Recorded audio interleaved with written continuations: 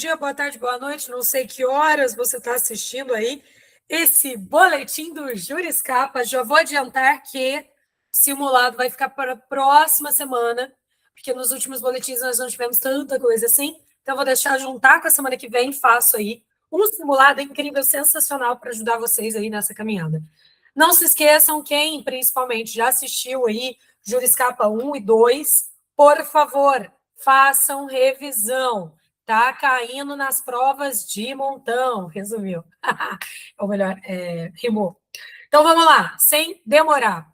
A primeira turma, essa semana que passou, do STF, ela restabeleceu um critério de antiguidade para promoção de juízes em Goiás. Foi o mandado de segurança 40061. O que aconteceu? O TJ Goiás, ele utilizava o tempo total da carreira da magistratura para fazer ali o desempate nas promoções simultâneas. Os magistrados de Goiás, eles questionaram a regra. Então, o corregedor do CNJ, o ministro Luiz Felipe Salomão, ele falou, tá certo, volta a analisar a antiguidade na entrância anterior. Só que, posteriormente, o Mauro Campbell, que foi sucessor de Salomão, ele acolheu o recurso do TJ de Goiás e manteve qual critério? Pelo tempo total da carreira na magistratura. Aí, obviamente, os magistrados reclamaram de novo e chegaram no STF, falando que teve uma violação a precedentes do próprio STF. E no que chegou no STF, inicialmente, o Zanin negou o pedido. Obviamente, entraram com agravo e chegou na mão do Alexandre de Moraes, que falou, olha, os magistrados têm razão. A carreira, ela é feita por entrâncias. Então, a antiguidade, a gente tem que analisar na entrância anterior. Então, não é de todo o tempo da magistratura, mas sim na entrância anterior. A antiguidade vai ser considerada aqui com essa análise da entrância anterior. E foi isso. Então, restabeleceu-se a regra de sempre, tá? Foi isso.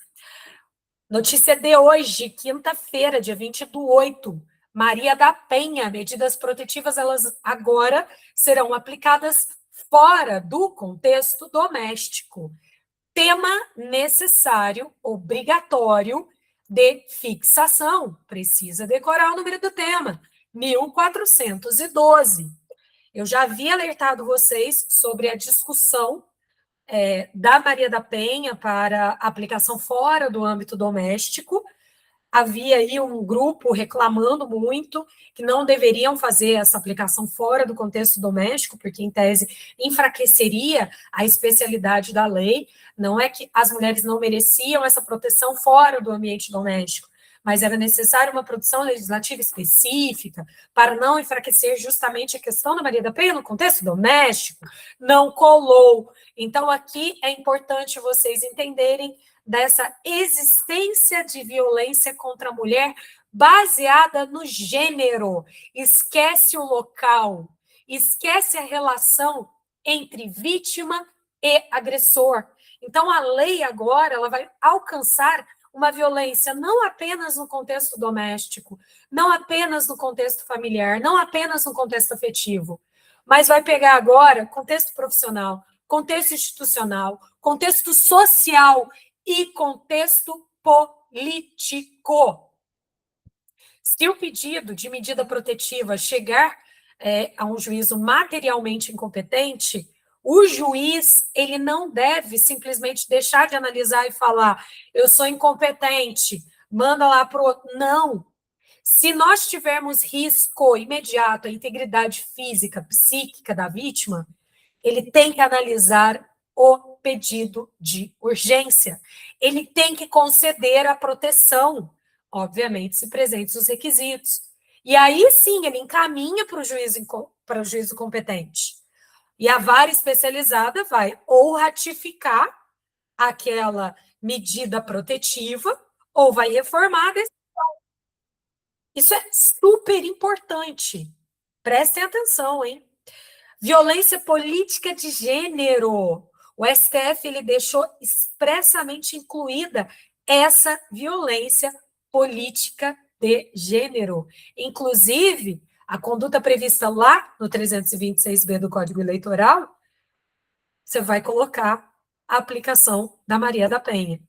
Lembrando que medida protetiva por autoridade policial, situações de urgência, permanece a possibilidade dessa concessão por delegados ou agentes policiais, conforme o que já foi definido na DI 6.138, ok?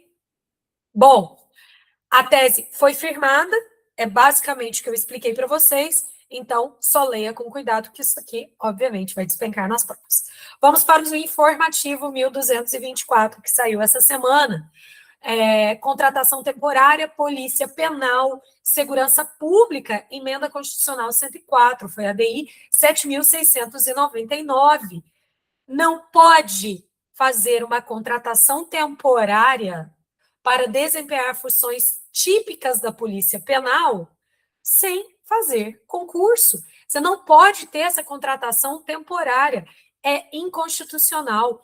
Viola o artigo 4º da emenda 104. Importante, a polícia penal, ela é aquela força de segurança pública que é responsável pela vigilância, disciplina e segurança dos presos em presídios e penitenciárias no Brasil. Mostrar a tela mesmo assim. O que você está gritando aqui, filho? Então, e ela foi criada justamente por essa emenda 104. Ela integra os órgãos de segurança pública e ela atua na segurança interna e externa dos sistemas aí das unidades prisionais, ok? Então, tem um comando específico. Você só pode fazer a contratação por meio de concurso público ou pela transformação ali dos cargos previstos nele, mas a gente já viu isso, inclusive, em decisões anteriores aqui no Juriscap, ok? Por isso foi declarada inconstitucional parcialmente, sem redução do texto, a lei complementar do Acre, para excluir ali a possibilidade dessa contratação temporária. Funções essenciais da justiça, advocacia pública, princípio da unicidade orgânica, é a ADI 7.886. Foi declarada constitucional a destinação de honorários de sucumbência aos membros da representação judicial do Detran. Só que, claro, desde que regularmente investidos mediante concurso público na carreira de Procurador-Geral do Estado, justamente em atenção a esse princípio da unicidade orgânica da advocacia pública estadual, ok? O modelo que foi estabelecido na Constituição é justamente o exercício exclusivo da representação judicial e da consultoria jurídica dos Estados Federados, estaduais e distritais, justamente pelos procuradores do Estado do Distrito Federal, que são organizados em carreira, aprovados em concurso público, de provas e títulos. Então, não tem margem constitucional para criar órgãos jurídicos distintos da Procuradoria-Geral do Estado, justamente para atender essas autarquias e fundações, né? Mas admite-se, claro, exceções apenas de forma extremamente restrita, para fazer a manutenção de órgãos de consultoria que já existia antes da Constituição, criar procuradorias vinculadas ao Poder Legislativo, Tribunal de Contas, para sua defesa ali de autonomia institucional, concessão de mandato adjudicia a advogados para causas especiais e instituições de procuradorias e universidades estaduais. Inclusive, tinha saído um concurso para essa universidade estadual, acho que foi de Campinas, salvo engano, tá? Então, é isso. Então, houve aqui o quê? Uma redação ambígua, apta a ensejar uma interpretação incompatível com a Constituição. E aí, o STF utilizou o quê? Justamente aquela técnica maravilhosa da interpretação conforme a Constituição, justamente para fazer com que a leitura da expressão advogados seja compreendida exclusivamente como relativa aos procuradores do Estado. Direito tributário, IPTU, progressividade, seletividade, é o tema 1455, que eu já havia mencionado, mas agora eu vou trabalhar um pouquinho mais com vocês. foi declarada inconstitucional a fixação por lei municipal, a posterior à emenda 29 de 2000, a alíquota do IPTU em razão da área do imóvel. Por que é inconstitucional? Gente, presta atenção. Ó, esse ponto aqui é crucial. O Constituinte ele escolheu o valor como vetor adequado para a gente aferir a capacidade no âmbito do IPTU progressivo. Então, esquece, não importa aqui o tamanho, né? É inconstitucional, então, mesmo depois da emenda, você fazer a fixação da alíquota do IPTU só com base na área do imóvel. O critério da progressividade fiscal, ela visa justamente o valor do imóvel, e a gente não pode fazer essa substituição, ok? E para fechar, STF, reforma tributária, falei com vocês sobre esse tema, né, essas duas ADIs, a 7779 e a 7790, no boletim de 31/7. Faz a leitura e reforce aí e relembre. Não trouxe notícias do STJ, porque nós temos muita coisa para trabalhar no informativo e muitas notícias do STJ já estão no informativo. E foram trabalhadas também nos diplomas, nos juriscapas anteriores, então não fazia sentido, tá? Progressão de regime especial, interpretação extensiva in malam partem, impossibilidade é o tema 1374. O STJ, ele precisou definir se a condenação por associação para tráfico, que é o artigo 35 da Lei de Drogas, ela impediria a progressão especial do regime, prevista para gestante, mãe, ou responsável por criança, ou pessoa com deficiência. A associação para o tráfico, ela não é sinônimo de organização criminosa. Ponto-chave para você colocar numa prova discursiva. Lindo. A LEP, ela exige que a penada, ela não tenha integrado a organização criminosa. Então, para o STJ, essa expressão, ela deve ser interpretada restritivamente. Você não pode ampliar para alcançar crimes de associação. Então, a expressão organização criminosa, ela tem uma definição própria na Lei 12.850. Então, organização criminosa impede a progressão especial. A associação criminosa do 288 do CP e a associação para o tráfico não impedem. O STJ, ele aplicou aqui 3 princípios. O princípio da legalidade, então você não pode restringir um benefício sem ser por meio de uma previsão legal. O princípio da taxatividade, então, se a lei fala em organização criminosa, você não pode ampliar, você está restringindo a organização criminosa. Conceito de grupos criminosos. E favor rei, que você tendo dúvida ali, você vai interpretar da forma mais favorável para a pessoa acusada. Então, se você fizesse isso, você faria com interpretação extensiva em malam partem, o que é vedado no nosso sistema. Prazo em dobro, defensoria pública. Estou falando dos núcleos de prática jurídica de instituições privadas. Todo mundo que fez faculdade aqui, provavelmente a tua faculdade devia ter esse núcleo.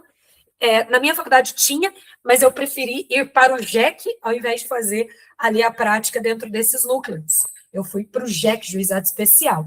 O fato é que você vai aplicar o prazo em dobro nesses núcleos de prática jurídica de instituições privadas.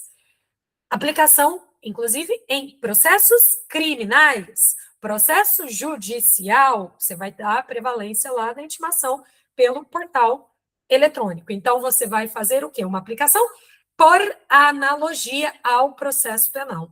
Não muda nada em equiparação à defensoria pública, ok? Imprescritibilidade dos crimes de maio, trabalhei no boletim da semana passada, não vou repetir agora.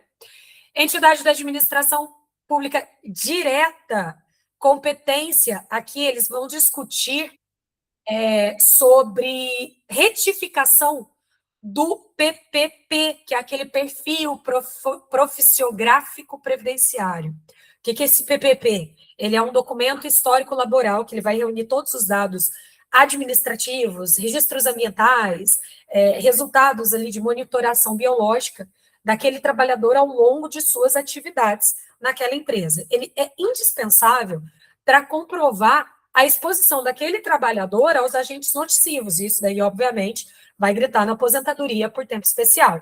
Ok, qual é a competência, qual é a justiça competente para processar e julgar um litígio sobre uma retificação desse PPP para fins previdenciários? Se você não tem o INSS no polo passivo, fica competente a Justiça do Trabalho. Simples. Tá, se eu colocar o INSS, Justiça Federal. Fechou? Falha na conservação do aparelho celular, quebra de cadeia de custódia, dados extraídos do chip do celular. O que aconteceu aqui? Eles tiveram uma quebra ali na cadeia de custódia, só que depois eles conseguiram extrair aquele chip do celular e o chip estava íntegro ali dentro, estava tudo direitinho. E já estava dentro da cadeia de custódia, né? O chip da operadora, ela não é parte integrante do aparelho celular. Então, eles entenderam que ela é uma fonte independente de prova. Então, ele não é abrangido pela nulidade da cadeia de custódia. Por quê? Porque eles extraíram o chip e conseguiram tirar ali todos os dados. A nulidade, ela foi em relação à preservação do aparelho, mas isso não impediu de você considerar lícita a extração do chip, porque o chip continua íntegro, ok? Por isso que não foi afetado pela nulidade. Ação reivindicatória, o estudo técnico sobre a cadeia dominial, domínio, propriedade, apresentada aqui pelo INCRA. O que aconteceu? O INCRA ele entrou com uma ação reivindicatória. Para você entrar com uma ação reivindicatória, você tem requisitos. Ótimo. Quais são os requisitos? São 3. Você tem que provar a titularidade do domínio da coisa, a individualização do bem e a comprovação da posse injusta por quem está detendo ali, né, o teu bem. O que o INCRA fez para provar a titularidade do domínio? Ele apresentou um estudo técnico, mostrando ali o problema da cadeia dominial do imóvel. Só que, gente, esse estudo que ele apresentou, técnico, bonitinho, ele é um processo administrativo. Não teve contraditório, não teve ampla defesa. Ok, mas tem fé pública? Ué, tem. Tem presunção de legalidade? Tem. Por quê? Passou pelo processo administrativo, foi feito dentro do INCRA. Mas, embora você tenha fé pública, presunção da legalidade, ele não é suficiente para afastar o registro imobiliário. Direitos reais gritando na cabeça.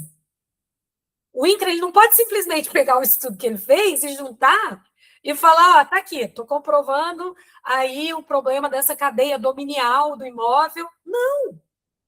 Antes, ele tinha que ajuizar o quê? Uma ação declaratória de nulidade do registro imobiliário, para ele formalmente conseguir provar que, titularidade do domínio da coisa.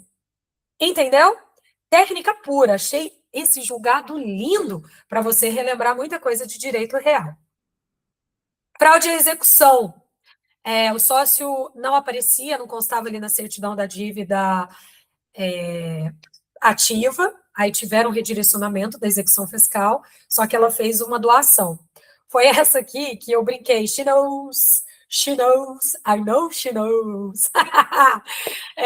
O que aconteceu? Faltou, né? Essa citação prévia, mas isso não impede automaticamente o reconhecimento da fraude. O que aconteceu no caso aqui? A sócia ela teve direcionamento da execução para cima dela, só que antes dela ser citada, ela foi ligeira. Ela doou o imóvel. Só que ela doou para quem? Para familiares. Antes da doação, ela já tinha outorgado, por isso que eu brinquei, she knows, ela já tinha outorgado a procuração para contestar o redirecionamento da execução contra ela. Gente, então não tem como a gente falar que ela não sabia, porque ela sabia claramente que a execução ela estava chegando e ia ser totalmente direcionada a ela. A procuração, para contestar, ela demonstrou que ela tinha uma ciência inequívoca. O que ficou muito claro? Ela contratou advogado, passou a procuração, advogado falou, enquanto não tem nada formal, corre blinda teu patrimônio, faz essa doação, faz para dentro da família mesmo, que aí a gente consegue escapar. Ficou claro a má-fé e a tentativa de frustrar a satisfação do crédito tributário. Por isso que, se eu tivesse ali as manhas das musiquinhas, eu ia botar she knows, I know she knows. Vamos agora para o tema 22 do STF, exclusão de candidato, legalidade. O que fala o tema 22 do STF? Sem previsão constitucional adequada e instituída por lei, é legítima cláusula do edital do concurso que restringe a participação do candidato se ele responde por inquérito ou ação penal. Não transitado em julgado, ação penal, não tem condenação, princípio da inocência. Ótimo. Essa é a regra. O STJ mitigou o tema. Carreiras de segurança pública mitigaram o tema 22. Óbvio. Nesse caso, eles falaram, né, que em razão da importância, é um concurso para segurança pública. Afeta literalmente a idoneidade moral do candidato. Então, nesse caso, você mitiga o tema 22 e autoriza, sim, a exclusão do concurseiro, do candidato, né, do candidato, ele não vai poder participar aí do certame. É isso. Contribuições destinadas a entidades previdenciária complementar. Qual que era a questão aqui? Saber se os valores pagos pela empresa para a previdência complementar, destinada apenas a diretores e dirigentes, eles entram na base do cálculo da contribuição previdenciária. O STJ falou que não integra, mesmo que esse plano de previdência complementar não seja oferecido a todos os empregados. O que a gente teve aqui? Um conflito de duas normas. O artigo 28 da Lei 8.212 e o artigo 69 da Lei Complementar 109. Só que você usa o princípio da especialização e da lei especial, que veio posteriormente, revoga tacitalmente e parcialmente a anterior. Foi isso que aconteceu, ok? Imunidade tributária, qual que era a questão aqui? Saber se o procedimento administrativo prévio, do artigo 32, da 9.430, também é obrigatório para suspender a imunidade das contribuições sociais lá do 195 da Constituição. O que o STJ falou? Que a administração, ela não pode simplesmente lançar a contribuição tributária e depois discutir se a entidade tinha direito à imunidade ou não. Antes de suspender a imunidade, tem que ter o quê? Um procedimento administrativo específico. Tem que ter notificação do contribuinte, possibilidade de defesa, uma decisão motivada e um ato formal de suspensão da imunidade. Por quê? Gente, ambas são limitações constitucionais ao poder de tributar. Então, embora o artigo 32 lá da 9.430 ela mencione essa imunidade, o STJ entendeu que a lógica do dispositivo você também aplica à imunidade. Então, a administração ela precisa primeiro afastar regularmente a imunidade e só depois ele vai conferir, né, vai efetuar o lançamento tributário. Então, você não pode ter a imunidade tributária sendo afastada automaticamente pelo lançamento, ok? Ação civil pública, vício do produto, não configuração, estou falando do celular.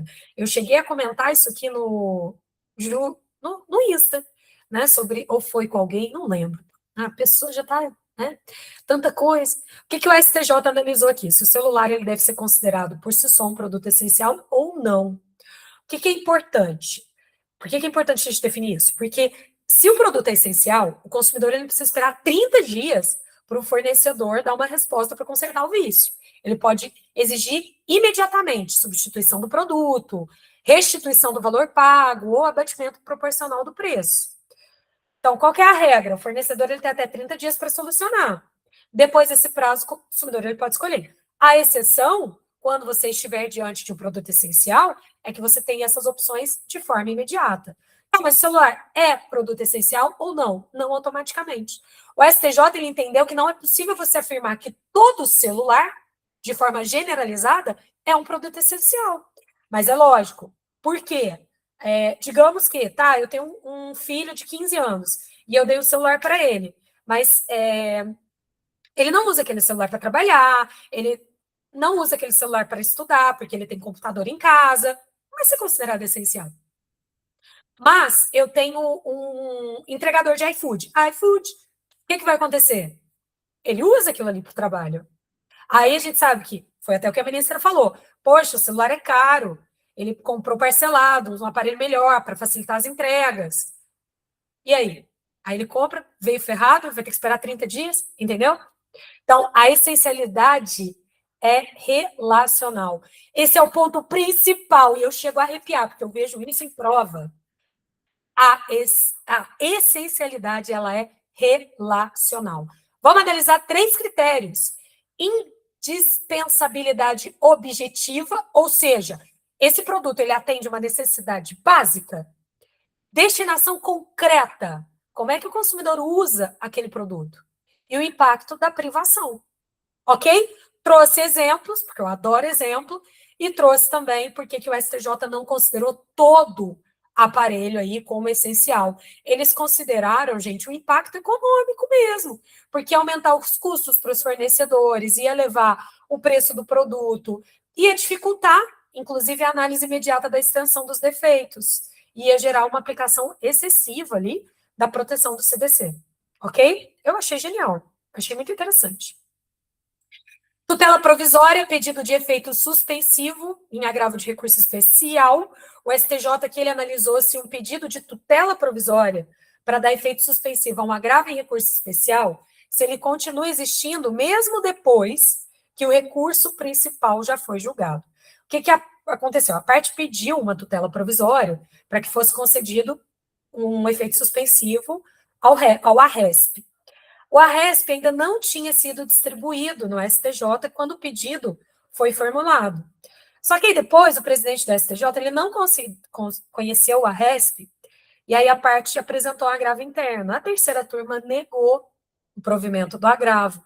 Com isso, o recurso principal foi definitivamente julgado pelo STJ. E aí o que aconteceu com a tutela? Ela perdeu o objeto. Então, o pedido de efeito suspensivo, ele existe justamente para suspender até que você tenha o julgamento. Se o recurso for julgado, não tem mais o que suspender. Claro, não é necessário esperar o trânsito de julgado. O simples julgamento do recurso principal já vai provocar aí a perda superveniente do objeto. Contrato de prestações pré-fixadas. A mutuária aqui, ela questionou um contrato bancário porque ele não informava expressamente o percentual da taxa diária de juros. Ela falou o quê? Que, a capitalização diária, ela tem que ser afastada e os juros compostos tem que ser substituídos pelos juros simples, porque você não trouxe para mim expressamente. O que a STJ falou? A ausência dessa taxa diária expressamente indicada, ela não vai invalidar a capitalização diária, desde que o contrato preveja a capitalização diária, indique de forma clara as taxas efetivas mensal e anual, e ela tenha sido declarada, celebrada, depois daquela MP 1963, que hoje é MP 2170. Então, não é possível a gente substituir os juros capitalizados por um juros simples só porque a taxa diária não foi informada. Tinha no contrato, expressamente, capitalização diária, só não tinha ali taxativamente o valor, certo? Então, a mutuária, ela não queria apenas que com quanto seria descontado, ela não queria saber o quanto fosse descontado, ela queria mesmo era trocar os juros compostos pelos juros simples. E aí o STJ não permitiu essa alteração. Cumprimento provisório de sentença, acolhimento da impugnação. Aqui, a questão era saber se são devidos honorários de sucumbência quando o cumprimento provisório é extinto porque o crédito ainda precisa ser liquidado e não porque o direito do credor foi afastado. O exequente, ele iniciou o cumprimento provisório da sentença para cobrar uma indenização. E ele apresentou ali a planilha, tudo bonitinho. A executada, ela apresentou uma exceção de pré-executividade, alegando que o título era ilíquido. O juiz, ele acolheu a alegação, ele extinguiu o cumprimento provisório e determinou que fosse feita a liquidação. Lógico, sem a liquidação, como é que você vai executar? O crédito, ele não foi extinto, ele só falou, Tem que liquidar. Tá, e aí nesses casos, tem honorário ou não tem? Não tem. Porque o STJ ele fez uma distinção com o tema 410. O tema 410 ele estabelece que, em regra, a possibilidade dos honorários ela existe quando você tem um acolhimento de impugnação ao cumprimento de sentença. Aqui a gente não teve isso, né? Aqui a gente só teve o quê? Ó, tá ilíquida, manda liquidar. Fechou? E para fechar, acho que essa é a última, não, penúltima. Estupro de vulnerável, conjunção carnal do menor de 14 anos. Circunstâncias excepcionalíssimas. Trabalhei isso no Juriscapa da primeira edição, salvo engano, acho que trabalhei na segunda edição, e estou trazendo agora de novo, porque veio no informativo. O que aconteceu aqui? Gente, 18 e 13 anos, quando aconteceu o fato. O que eles consideraram? Diferença reduzida da idade, anuência familiar, relacionamento amoroso estável, constituição de família, tiveram geração de filhos e ausência de uma situação de violência e abuso. Menina começou a namorar muito cedo, teve até pedido de namoro, o rapaz lá assumiu a família, casaram e foi isso. Né? Na verdade, não casaram, acho que se envolveram uma união estável, né? Nem cheguei a ver direito isso aqui, porque tem a idade também para casar, né, gente? Se ela tinha 13 anos, não dá. Então, é a aplicação do distinguishing em relação ao estupro de vulnerável, ok? Crime de trânsito, 311 do CTB, necessidade de prova segura. O que aconteceu aqui? Para você condenar alguém no 311, não basta prova testemunhal para falar da velocidade. Ah, ele passou aqui muito rápido mesmo. Não pode, tá? Você precisa de não ficar preso apenas nessa percepção subjetiva das testemunhas. O STJ ele reconheceu a fragilidade probatória quanto a esse elemento incompatível. Tá? O que aconteceu aqui no caso? Tinha provas de várias condutas perigosas. Ele avançou o sinal vermelho, quase colidiu contra o veículo e quase atropelou, mas não tinha prova segura de que ele estivesse acima da velocidade compatível com a via, ok? Apenas falavam, ele estava numa condução perigosa, e isso não é o suficiente, ok? Agora sim, eu acho que é a última, gente. Rompimento de obstáculo, crime que deixa vestígio.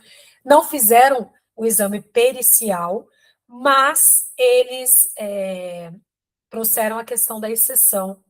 O STJ ele admite excepcionalmente a dispensa da perícia quando nós temos outras provas que demonstram de forma cabal que houve um rompimento do obstáculo, tá? Então, teve o relato da vítima, teve fotografia da porta danificada, e a gente pode até falar, por exemplo, teve até filmagem que mostrou ali eles fazendo um rompimento. Mas não teve exame pericial. Você consegue comprovar por todo o contexto probatório, ok? Bom, é isso, 33 minutinhos, matamos 2 informativos que saíram essa semana e notícias importantíssimas que saíram que provavelmente vão aparecer nos próximos informativos. Um beijo, um queijo, até semana que vem.